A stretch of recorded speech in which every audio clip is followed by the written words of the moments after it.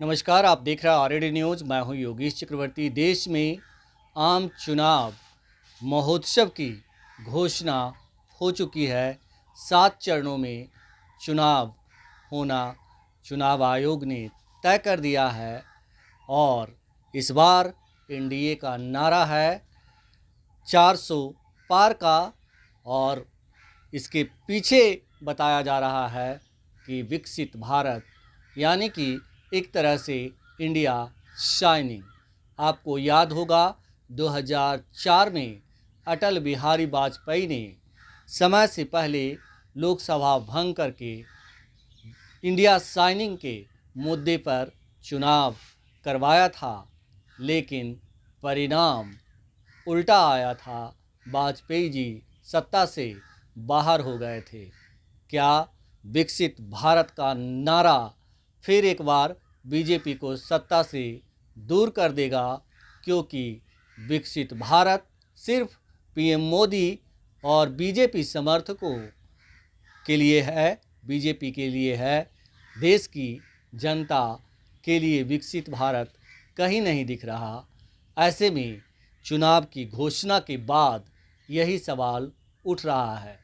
आज हम इसी पर चर्चा करेंगे और पड़ताल करने की कोशिश करेंगे वरिष्ठ पत्रकार संतोष कुमार जी के साथ कि क्या इंडिया शाइनिंग वाला हश्र जो है विकसित भारत के नारे का होगा, जिसके जरिए पीएम मोदी 400 पार करने का दावा कर रहे हैं। संतोष जी, देखिए, मुझे 20 साल पहले की बातें याद आती है। 20 साल पहले 2004 में जब चुनाव हो रहा था, तो ऐसा लगता था मीडिया के माध्यम से, अखबारों, मैगजीनों में, टीवी में, मतलब ऐसा दिखाया जा रहा था इंडिया शाइनिंग, लगता है कि इंडिया चमक गया, स्वर्ग हो गया है इंडिया।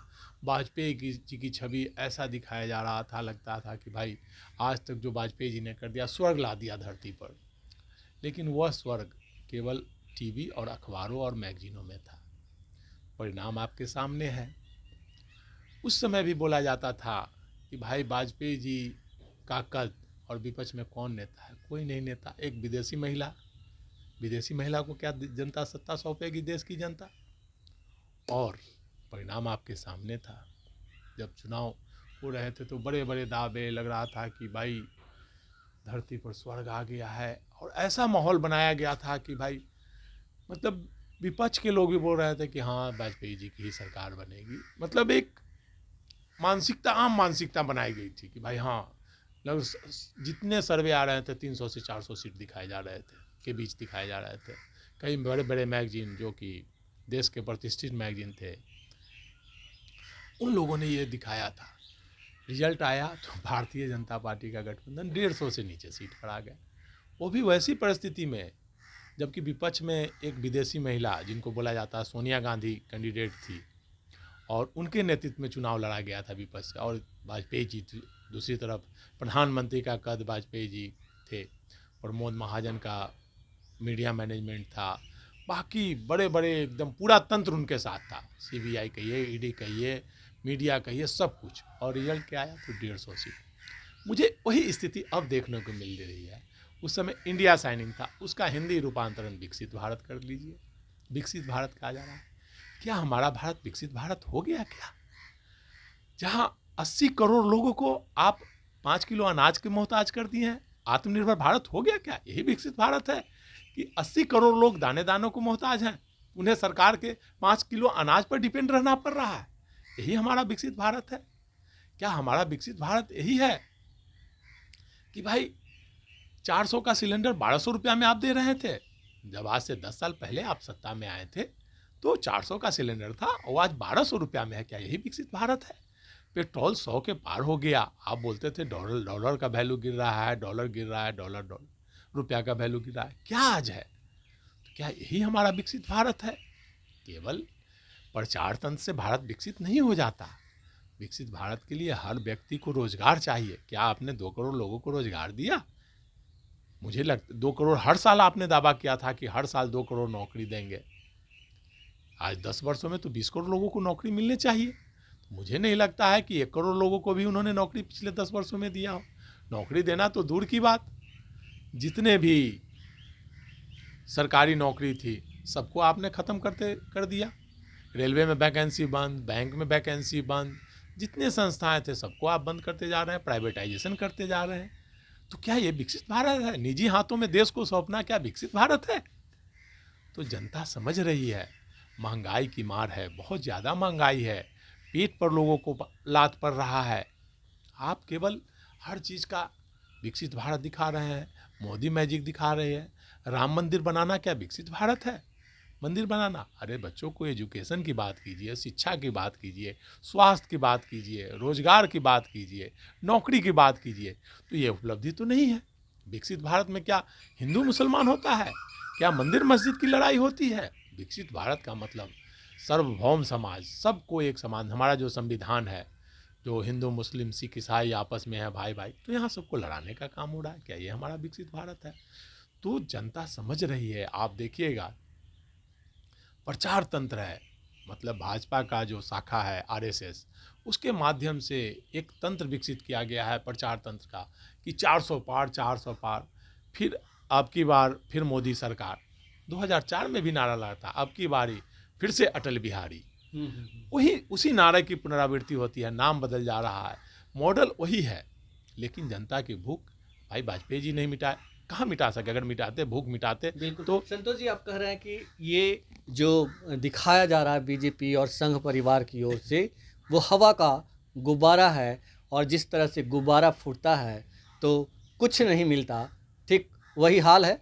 निश्चित तौर पर एक गुब्बारा ही न है, मतलब बीजेपी और संघ नहीं कही है, एक सवर्ण समाज है, जो ब्यूरोक्रेसी है, जो सवर्ण समाज है, वो भाजपा को अपनी पार्टी मानती है और मीडिया में वही बैठे हुए हैं। तो उनके माध्यम से एक प्रचार तंत्र बनाया जा रहा है कि भाई भाजपा ने स्वर्ग ला दिया, विकसित भारत कर दिया, ये कर दिया। क्या किया भाई? जमीन पर क्या है भाई? अभी इलेक्ट्रॉल बॉन्ड का मामला आ गया है, इससे बड़ा भ्रष्टाचार क्या हो सकता है? क्या भ्रष्टाचार का तो सामने नमूना है। अरे इतना ही अगर वो ईमानदार हैं, अगर वो दिखाते हैं, तो भाई उनको तुरंत जारी कर देना चाहिए कि हाँ इसने हमको पैसा दिया है। अगर ईमानदार हैं तो सामने रख दें, कोर्ट को बोलने की क्या ज़रूरत है भाई? आप सामने रख दीजिए कि हाँ इस पार्टी ने, इस कंपनी ने हमको इतना पैसा दिया है, सब कुछ सामने हो जाएगा। आपको रोजगार की बात करनी चाहिए। भ्रष्टाचार, स्विस बैंक से बात करते हैं, स्विस बैंक से पैसा लाएंगे, काला धन। क्या 10 वर्षों में काला धन आया क्या? एक भी रुपया आया क्या? स्विस बैंक में पैसे 4 गुना ज़्यादा बढ़ गए मोदी सरकार में, और ये स्विस बैंक का आंकड़ा है। तो वही तो बोल रहे हैं कि केवल घोषणा, डपोल संघ की घोषणाएं, बड़ी बड़ी बातें करना, गोल गोल बातें करना और मीडिया के माध्यम से उसका प्रचार करना, काम थोड़ा सा करना, 1 रुपया का काम करना, 10 रुपया का प्रचार करना। तो ये माध्यम है भाई। 1 रुपया स्विस बैंक से नहीं आया, लोगों के खाते में आप पैसा देने वाले थे, महंगाई आपने कंट्रोल नहीं किया, भ्रष्टाचार आपने कंट्रोल नहीं किया। आप बता दीजिए ना भाई कि 5 साल में आपने किस भ्रष्टाचारी को आपने जेल में भेजा? अगर भारतीय जनता पार्टी जेल है तो मानता हूं कि जितने भी भ्रष्टाचारी हैं भारतीय जनता पार्टी में शामिल हो रहे हैं। तो क्या भारतीय जनता पार्टी को ही जेल बना दिया? संविधान भारतीय जनता पार्टी ही हो गई है क्या? तो ये सामने है लोगों के सामने। चाहे महाराष्ट्र का मामला ले लीजिए, असम का मामला ले लीजिए, जितने भी भ्रष्टाचार का जिन पर भी मामला होता है वो भाजपा ज्वाइन कर लेते हैं। क्यों? अगर वो भ्रष्टाचारी है तो उसको भाजपा क्यों ज्वाइन करवाते हैं? केवल सत्ता के लिए। तो ये स्थिति है, और मुझे लगता है कि इस बार भी यही स्थिति होगी, 2004 वाली स्थिति। इस बार तो राहुल गांधी पूरे इंडिया का भ्रमण कर रहे हैं, भारत जोड़ो यात्रा कर रहे हैं।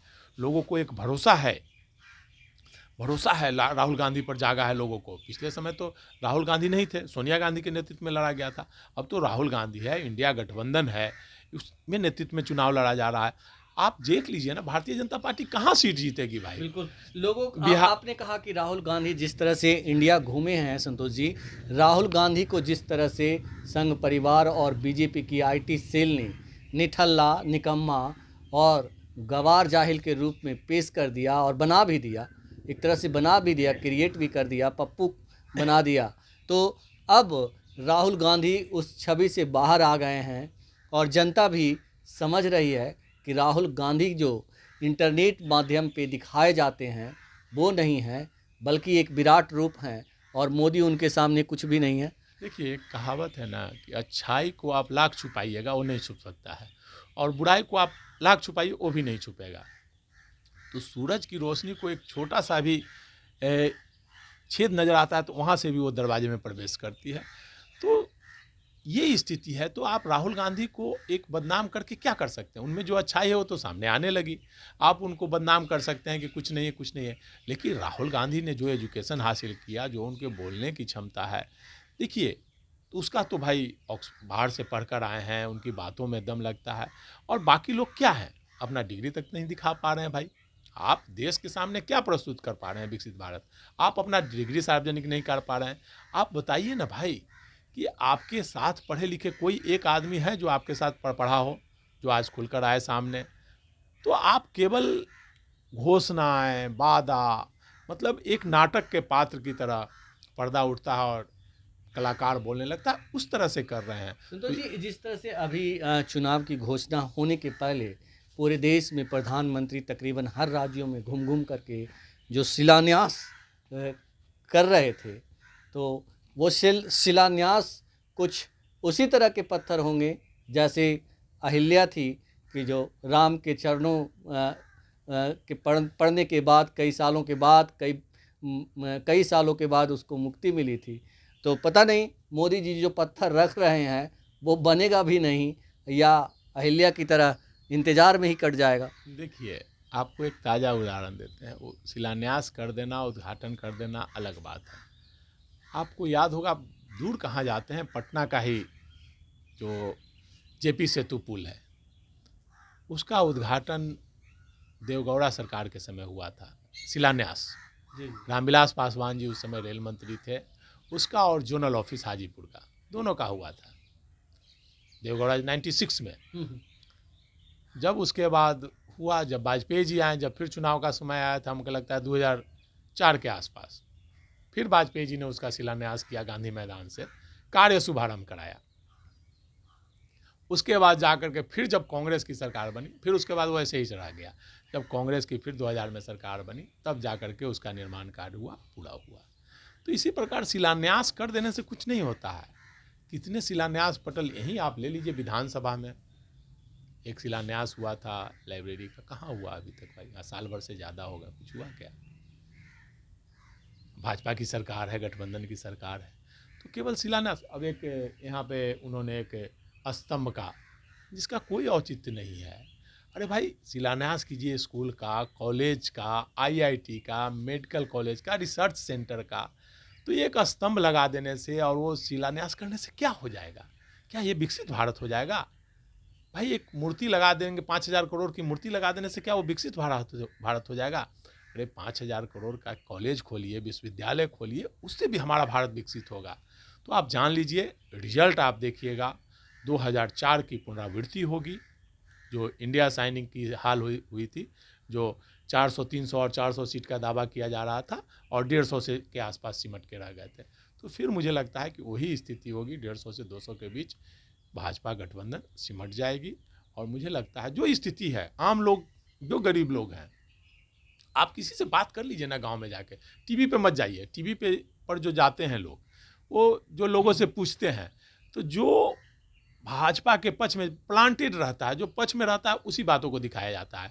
जो गरीब बोलते हैं हमको रोजगार नहीं मिला, भ्रष्टाचार है, बगैर रिश्वत का काम नहीं कई होता, फेक साबित हो गए हैं, कई फेक जो है वो साबित हुए हैं। संतोष जी, जिस तरह से 2 करोड़ लोगों को सालाना नौकरी, 15 लाख रुपया सबके अकाउंट में, और उसके बाद देश के तमाम बड़े शहरों को स्मार्ट सिटी में बदल देना, ये भी 2019 के वादों में से एक है। और स्मार्ट गांव बनाने का सपना पीएम मोदी ने इस देश की जनता को दिखाया था। तो मुझे लगता है कि बस आपसे मेरा यही सवाल है कि कोई स्मार्ट गांव में आप घूमे कि नहीं, और दूसरा सवाल है मेरा, आपका पटना स्मार्ट हुआ कि नहीं? देखिए, स्मार्ट सिटी की बात हुई थी, जब राजधानी आपका स्मार्ट सिटी में नहीं आया पूरे देश में, तो क्या है स्मार्ट सिटी? हर सांसद को एक गांव लेने की बात कही गई थी। कोई सांसद बता दे कि एक गांव को गोद लिया हो, गोद तो सबने ले लिया, घोषणा कर दी, लेकिन वो गांव की क्या स्थिति है? बद से बदतर स्थिति है। पानी पीने को पानी नहीं है, शौचालय की व्यवस्था नहीं है। शौचालय निर्माण का दावा कर रहे हैं, इतना करोड़ शौचालय बना दें। गांव में आज भी शौचालय की स्थिति है, लोग खेत में जा रहे हैं शौच करने के लिए।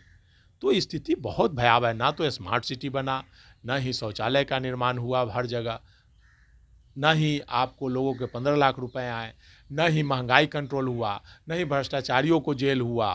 केवल घोषणा हुआ, भ्रष्टाचारियों का साथ हुआ बीजेपी के साथ। जो भी भ्रष्टाचारी थे वो भाजपा में चले गए। जो भी भ्रष्टाचारी थे, भ्रष्टाचार के लिए कानून बनाया गया। आप देखिए बॉन्ड घोटाला उसका परिणाम है। बताइए 6,000 करोड़ रुपया भाई बॉन्ड के माध्यम से आपने, ये तो रिश्वत ही माना जाएगा ना। आप उसको सार्वजनिक कीजिए, कौन दिया आपको, किसने दिया। बोला जा रहा है कि सीरम कंपनी जो दवा बनाने वाली कंपनी थी उसने कितना 100 करोड़ रुपया आपको दिया पार्टी को। कोरोना का जो ड्रॉप बनाया, जिसने सुई बनाई, वो कंपनी आदर्श पुनेवाला ने जो है लगभग 200 करोड़ रुपया डोनेशन दिया है, चंदा दिया है बीजेपी को। ये तो हिडन है। और ऐसे कितने चंदे मिले होंगे, क्योंकि कोरोना के दौरान उसने सबसे ज़्यादा नोट छापे और मोदी जी ने मुफ्त दवाई के नाम पर उसको करोड़ों का फ़ायदा भी पहुंचाया। अरे वो तो है, कोरोना का समय ले लीजिए, करोड़ों लोग मरे। हमको लगता है कि लगभग 1 करोड़ के आसपास लोग मरे होंगे, और एक ऑक्सीजन आप उपलब्ध नहीं करा पाए। भाई क्या विकसित भारत है। आप नहीं कीजिए, कौन दिया आपको, किसने दिया। बोला जा रहा है कि सीरम कंपनी जो दवा बनाने वाली कंपनी थी उसने कितना 100 करोड़ रुपया आपको दिया पार्टी को। कोरोना का जो ड्रॉप बनाया, जिसने सुई बनाई, वो कंपनी आदर्श पुनेवाला ने जो है लगभग 200 करोड़ रुपया डोनेशन दिया है, चंदा दिया है बीजेपी को। ये तो हिडन है। और ऐसे कितने चंदे मिले होंगे, क्योंकि कोरोना के दौरान उसने सबसे ज़्यादा नोट छापे और मोदी जी ने मुफ्त दवाई के नाम पर उसको करोड़ों का फ़ायदा भी पहुंचाया। अरे वो तो है, कोरोना का समय ले लीजिए, करोड़ों लोग मरे। हमको लगता है कि लगभग 1 करोड़ के आसपास लोग मरे होंगे, और एक ऑक्सीजन आप उपलब्ध नहीं करा पाए। भाई क्या विकसित भारत है। आप नोटबंदी करते हैं, एक नोट आप 10 साल नहीं चला सके, देश क्या चलाइएगा। नोट 2000 का लाएं, 10 साल भी नहीं चला सके, बंद करना पड़ा आपको। आप जीएसटी लाते हैं, अपनी माँ को लाइन में, यही विकसित भारत है क्या। यही हमारा विकसित भारत है कि माँ को नोट के लिए लाइन में लगा दिए, यही हमारा विकसित भारत है क्या। तो ये जान लीजिए, हवा में जितना हवाबाजी कर लें, जितना प्रचार तंत्र के माध्यम से 400 सीट की बात कर लें, लेकिन मुझे नहीं लगता है कि सत्ता आने वाली है। मुझे लगता है कि हाँ, फिर पुलवामा टाइप का कोई मामला हो जाए, सैनिकों का मामला होगा, देश का मामला होगा, तभी आ सकती है। लेकिन ज़मीन पर कुछ नहीं काम हुआ है। लोग गरीब से गरीब होते जा रहे हैं। आप रोज़गार की बात कैसे दिखा रहे हैं। जितनी पुरानी कंपनी हो उनको कहते हैं कि आप रजिस्टर्ड होइए, रजिस्टर्ड। जितना पुराना कंपनी है, जितना पुराने काम हो रहे हैं, जितने संस्थाएं खुले हुए, सबको आप रजिस्टर्ड करा के कह रहे हैं कि हाँ भाई इतना लोगों को रोज़गार मिला। जी जी बिल्कुल। तो ये केवल नारेबाजी है। और आप देखिएगा 2004 की पुनरावृत्ति होगी 2024 में। 20 साल बाद वही इतिहास दोहराया जाएगा। इंडिया साइनिंग के समय भाजपा चारों खाने चित होगी थी, और अब विकसित भारत और मोदी मैजिक के नाम पर चारों खाने चित होगी। आप देख लीजिएगा, रिजल्ट का इंतजार कीजिए। तो एक बार फिर देश इतिहास दोहराने को तैयार है, क्योंकि जनता जो है बीजेपी के गुब्बारे की हवा निकालने वाली है। दावे लाख किए जा रहे हों, लेकिन सच्चाई ठीक उससे उल्टा है, जैसा कि संतोष जी ने बताया। और ज़्यादातर जनता इस बात को समझती है कि बीजेपी झूठ का पुलिंदा है। अगर ऐसे ही चलता रहा तो देश रसातल में चला जाएगा। ऐसे में देश की जनता आने वाले लोकसभा चुनाव में कुछ बड़ा करने वाली है। फिलहाल इतना ही। आप हमें फेसबुक पर फॉलो करें, यूट्यूब पर सब्सक्राइब करें, लाइक करें, शेयर करें और कमेंट्स कर अपना महत्वपूर्ण विचार और सुझाव ज़रूर दें। धन्यवाद।